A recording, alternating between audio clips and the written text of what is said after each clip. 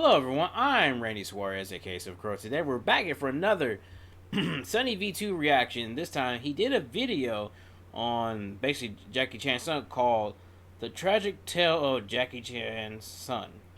Now I heard a bit about Jackie Chan's son, a little bit, not so much, so I'm going in like basically no just all new ears about this whole thing. So you like any of this content, please like, comment, subscribe to my channel. Also like and comment and subscribe to Sunny V2 as well. I will leave the original link to the video down below so you can watch that uninterrupted. So, further ado, let's get started. Chan's only son hasn't had the easiest life. Between an unsuccessful film career and the time he spent in prison, JC Chan has been unable to live up to the high standards set by his father, and it all began with JC's luxury upbringing after his birth in 1982. At this point in time, Jackie Chan was permanently busy with acting and would therefore spend only 2 weeks per year with his son, which was contained in the household as they were too famous to go outside. His father's busy schedule meant that JC was raised almost entirely by his mother, who began to spoil him with luxuries afforded by Jackie Chan's fame and fortune. Jackie wrote in his memoir when he... Which, nothing comes good of spoiling your child. Don't get me wrong, I get it. You want to give your child the world, and that's understandable, but not understandable to the point that in order to do that, you have to show your child that the world is not always perfect. If not, it definitely isn't perfect now. And spoiling your child ain't gonna help that.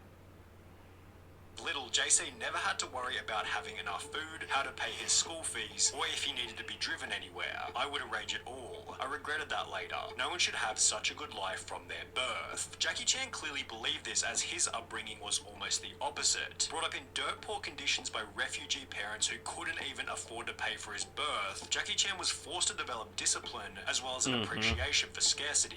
In addition to this, Jackie Chan's youth consisted of drama training all day long, from 5 AM to 11 PM with breaks for lunch and dinner.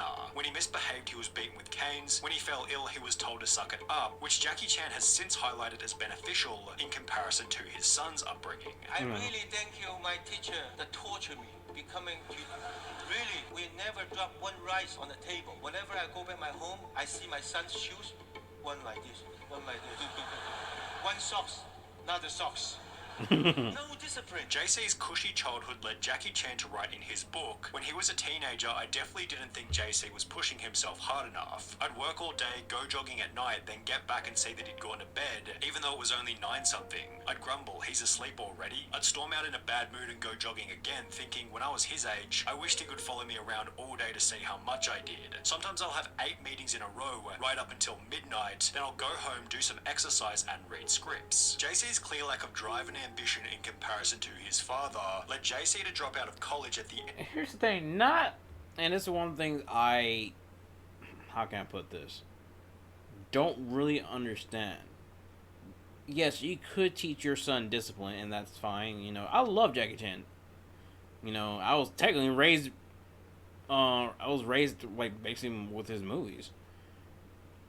And knowing this, like he wished that he could work hard like you could just talk to him. You know, you could have talked to him at a young age to have him admire you. Say, hey, this to have a good work ethic or something. You know, but I get that he was busy, but he never really got a chance to. But I don't know, man. Of his first year, stating, "I wanted to be a musician. All you can see in Virginia is sheep," although other sources state that he was expelled from the school as a result of excessive drinking, unclean living conditions, and 2 semesters worth of unwarranted absences. JC's desire to become a musician was against the will of Jackie, who had not wished to see their son in show business. He wanted JC to be a lawyer, an engineer, or a doctor, as JC's mother had, quote, already lost her husband to this profession. Despite the wishes of his parents, JC moved from Los Angeles to Hong Kong in 2004, where he planned on cultivating his own successful story in music, stating, "It is my hope to become famous based on my own abilities, rather than rely on my image." JC was so confident in moving to China that he gave up his American nationality in exchange for Chinese nationality. However, it's possible that this choice came into question after he'd released his first album. Described in reviews as being a horrid absolute waste of money, the album simply titled JC was a commercial failure. The reason for this, as described by JC himself, was because because Hong Kong is different from other places. You need to do music and movies, leading JC to appear in his first film titled The Twins Effect 2, which received an IMDb rating of less than 5 out of 10 stars. And while it'd be ridiculous to expect an Avengers-level performance from JC's first on-screen appearance, the movies which followed weren't that much better. He'd appear alongside his father for Jackie Chan's 100th movie titled 1911 Revolution, yet the collaboration resulted in Jackie Chan's least financially successful and least positively received picture to date, grossing only $127,000 before receiving a score of 8% on Rotten Tomatoes. 1 year later, JC would play the main character in a movie called Double Trouble, which also entered media headlines after grossing an even more pitiful $9,000 during its first 2 weeks, making it one of the biggest box office flops in history. Damn. To add insult to injury, JC would then play the main role in a movie called Whoever, which despite a government mandate forcing it to be played in half of the country's cinemas, failed to crack the Chinese top 10 and has received only 15 ratings on IMDb since its release in 2012. The only positive news for JC seemed to have been coming from his music career, as his second studio album would top Taiwanese charts in 2010, although it seems the album hasn't achieved much long-term success, as there's not even a single online review for the music, and it took about 30 minutes of digging just to find the track list. The performance of the album was unimportant anyway, because on the 14th of August 2014, JC would find himself in a profound new media scandal, making every prior controversy seem insignificant. Police would upload footage of JC Chan being arrested at his parents' $10 million luxury Beijing apartment, during which he'd admit to having approximately 100 grams of weed in his cupboard. This was extra bad for the Chan family's reputation, as Jackie Chan had been China's official anti-drug ambassador since 2009.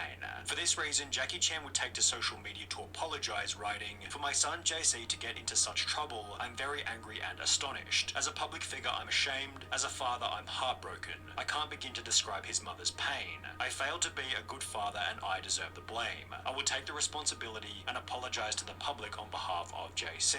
In the process, Jackie practically disowned his son, stating that he hadn't and didn't plan on using any of his connections to lessen JC's sentence. I have not visited him even till now. I did not even use any connections to call anyone. If JC only went in jail for 1 week or 10 days, how would the public look at us? We are public figures and all the more we have to abide by the laws, which was accompanied by Jackie Chan somewhat hilariously telling JC's lawyer to slap him twice for me, while Jackie Chan...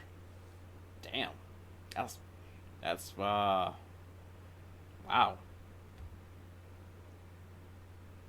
Well, at least he admitted that he could have been there as a better father, so none of this would happen. But technically, the damage had already been done, and sometimes the apology ain't gonna cut it. You know, speaking from some of experience, me and my dad had this talk years ago. And some stuff happened in my life that caused me to retreat into myself.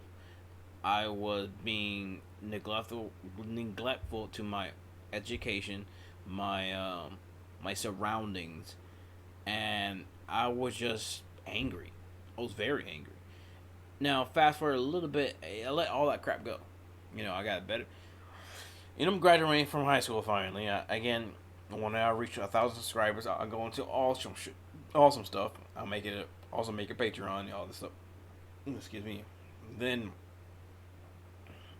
a few years back, me and my dad had this talk, and I told him forgave him a long time ago, because I don't remember much spending time with my dad, personally. And it's not his. I don't blame him. I used to blame him a lot about it. Now, as an adult, I'm 30 now.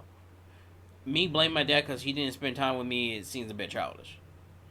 So, imagine me telling my dad that at the time when I told him this was back in 2019, if I remember correctly, 2019. I told him that, to be honest, I've been forgave him a long time, because to be honest, for me to forgive my dad, I have to forgive his ex-wife. Because basically that was the core of that type of our issues. So, him... And I get it, you know. I wasn't really raised by my dad, technically. I wasn't even raised by my stepmom. I was raised by people and they didn't need to have sympathy for me, but they did, and I thank them for that.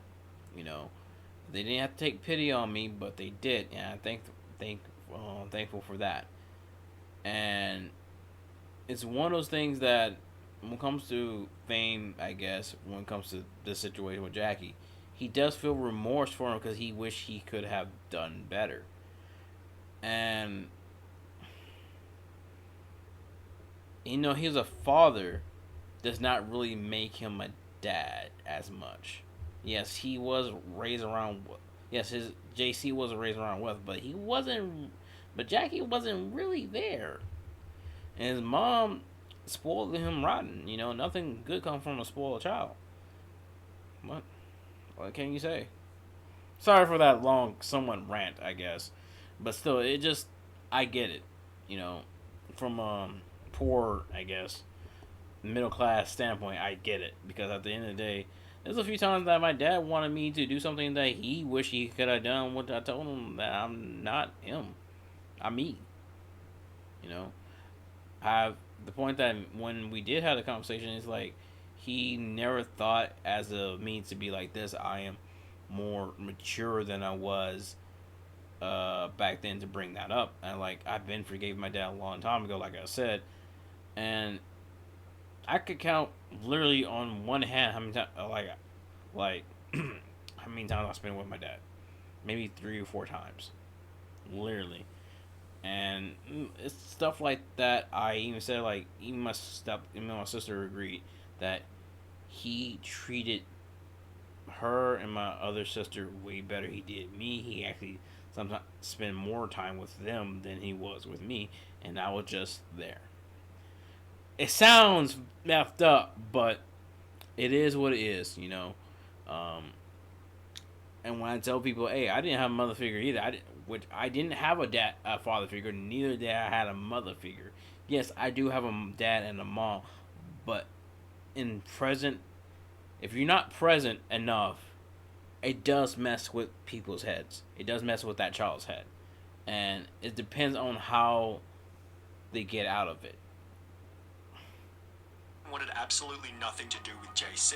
The Chinese government took the opposite approach, making a public anti-drug example out of JC by televising the trial, which would happen approximately 4 months after his arrest. JC was sentenced to 6 months in prison and was ordered to pay a $320 fine for possession as well as the crime of sheltering others to take drugs. JC took this sentence humbly, stating, "I have broken the law and should be punished. When I return to society, I will not repeat this because I have let my family and friends down yet again, although this wasn't enough to satisfy his parents, who didn't even attend the trial." Whilst in prison, JC would send letters to his mother in which he explained that he experimented with drugs because of the bad crowd he was mixing with, and started relying on drugs to soothe himself whenever he felt upset. JC also wrote about the struggles he faced growing up in a famous family, and revealed that the expectations of fame placed a lot of pressure on him. He then expressed his unhappiness with Jackie for not showing him enough concern. However, his father wasn't rushing to offer any kind of sympathy. Jackie Chan would state in an interview, "I hope to be an anti-drug ambassador for life. I even hope that after JC is out, he can be an anti-drug ambassador too, telling everyone to stay away from drugs," which was followed by Jackie stating publicly that he supports the death penalty for certain serious offences. Additionally, Jackie Chan would announce that he would donate the entirety of his reported $350 million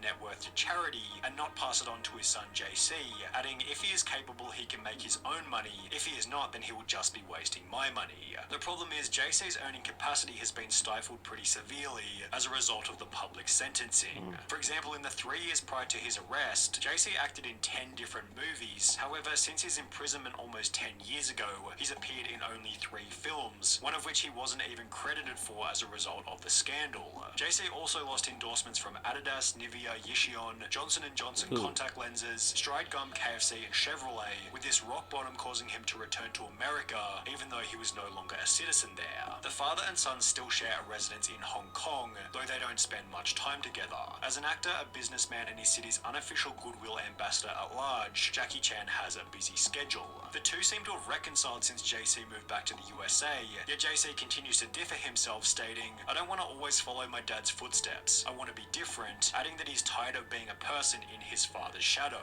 Since moving back to the US, JC has made efforts to turn his life around, directing his first film in 2021 titled Goodnight Beijing, and according to IMDb, he has another 2 movies on the way. That's good for JC. You know, he's doing better. But yeah, like I said, man, when it comes down to it, if a parent's not there being present with their own kid, it does mess with them.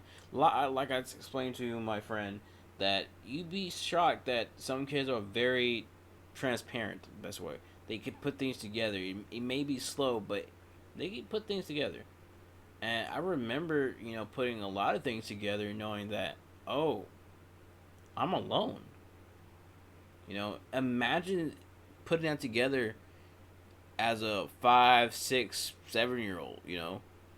I explained to give you a little insight. At 9 years old, the pressure got to me.